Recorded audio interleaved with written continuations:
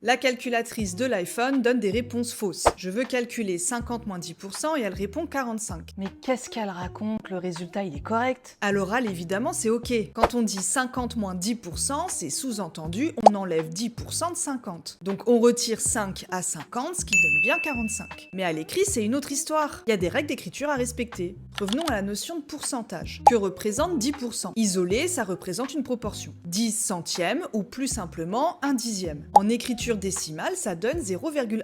Donc quand j'écris 50 moins 10%, c'est comme écrire 50 moins 0,1 et c'est égal à 49,9, pas 45. Mais comment écrire correctement 50 moins 10%? En utilisant la multiplication. 50 moins 10% de 50, donc fois 50. D'ailleurs, la calculatrice de l'iPhone donne aussi le bon résultat. Mais alors, pourquoi accepter l'écriture fausse? Eh bien, sans doute que les ingénieurs derrière tout ça ont anticipé cette erreur, parce que la grande majorité d'entre vous écrit de cette manière pour calculer une diminution. D'ailleurs, prenez les calculatrices collège. L'élève n'a pas la possibilité d'écrire 50 moins 10%. Mais oui, il faudrait pas l'encourager à faire cette erreur, mais plutôt l'inciter à raisonner mathématiquement.